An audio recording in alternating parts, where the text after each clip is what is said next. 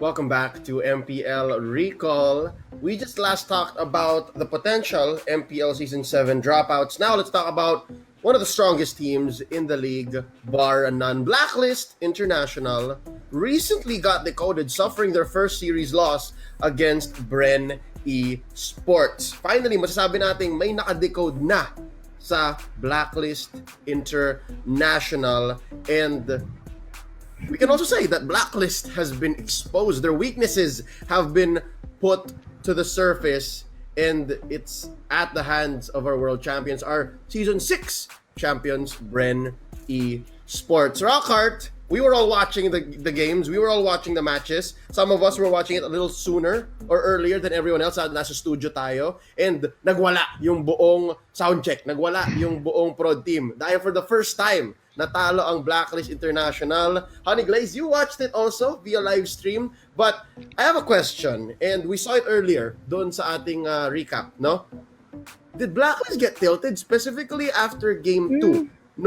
During Game 2, nung parang final push na ang Bren, parang pinapasok na nila yung base, final team fight, may nakita bang signs of tilting, Rockhart? Okay, for me, it was not ang hirap sabihin na decode kasi nung game 1, they got to the W. Game 2, they were gonna close. And literally slipped. They literally forgot about Carl Tizzy altogether. And after that, di ba, yung out of nowhere din ni Carl Tizzy, that was a slip up for me. It was not a consistent, yeah, we got you beat kind of deal. Right after, it was a tilt factor, obviously, pero these are small things compared to what Blacklist has been consistently doing, which is steamrolling a lot of the opposition.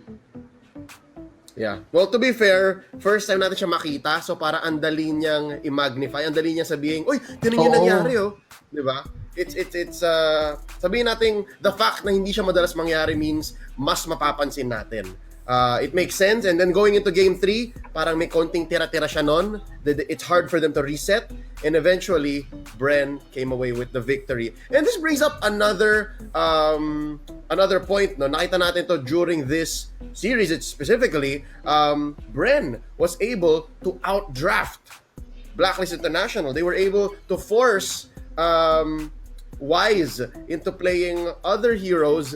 And essentially, this was one way of outdrafting the opposition, and dahil dito, parang napasagot pa nga si Bonchan na parang, wala, it's on me. Like, I forced, or I'm telling Wise to play these heroes. So, dito ka dapat, Granger, YSS, Bruno. Kapag iba, maybe not so much, di ba? Honey Glaze, you think that's an important point? You think it's important that Wise maybe should expand? Or parang tama lang naman until now, tas saka lang siya magbabago?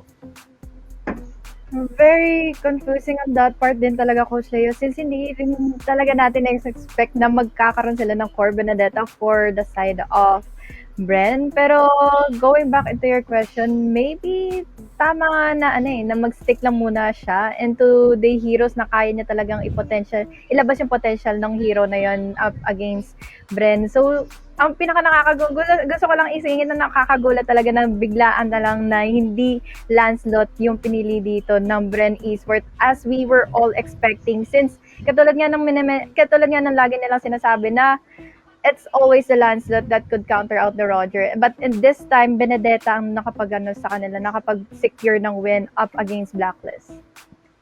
Yeah, which I think is true. I've said this on broadcast. Parang Benedetta nga ang bagong flame ni Carl Tizzy. Benedetta ang bago niyang amor. Bagong and it makes sense. Because, yeah, di ba? Bagong tusok.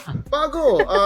I'm liking it, honestly. So, I think look into the future. Parang this just means we can look forward to new strategies from Blacklist. No, I think we can rely on Bonchan and the rest of Blacklist to expand on the nice one baby meta. So that being said, I think going into the playoffs, parang mas magiging mainit, mas magiging ready ang lahat ng teams. Rockhart, into the playoffs, are we expecting the same from Blacklist, or you think may bago? Yeah, obviously, aware naman si Coach Bon na these drafts are starting to look like repetitive. Don't fix what's not broken, right? And Mm. there should be something new, and that Blacklist has been known to do that. Ginagawa talaga nila yan dati pa, and that's just how he is, and he's not afraid to do stuff. Lalo pa ngayon, lalo ngayon, we might see something on week 7 or week 6 that we haven't seen before. That's what I'm thinking for Blacklist. Come on, it's Bonchan. He does this. Okay. Well, a lot of the agents are saying stick muna eh. A lot of the agents are saying laruin nyo lang yung normal nyong meta. Tapos saka kayo maglabas ng bago sa playoffs. But, I don't know. Bonchan's a crazy guy. He's a crazy smart guy. So whatever he Crazy will do. sport, absolutely. Oh, excited na lang ako kung ano man ang gawin niya. But, there's not much here that we can talk about na hindi pa napag-uusapan. Kasi nga, medyo early on in week 5 na nangyari itong talo ng Blacklist. But we're looking forward to week 6. What else, Bonchan, and the rest of the MPL Season 7 coaches can bring out para sa inyong enjoyment, sa inyong katuwaan sa panonood ng MPL, then we'll look forward to that. Alright? We're gonna go on a quick break. When we come back, ilalabas na natin ang mga hot topics but in a different way. A new segment that we're debuting here at MPL Recall. Honey Glaze, alam kong magaling kang nomostra, so let's see how we attack that. And then Rockhart, ikaw, feeling ko may gusto kang hero na i-bring up eh. When we come back, it's gonna be a new segment we're calling Leo Moji. Stay with us. This is MPL Recall. If you enjoyed the video, consider leaving us a like and subscribe to the channel. You can find us on Facebook via the link in the description. Thanks.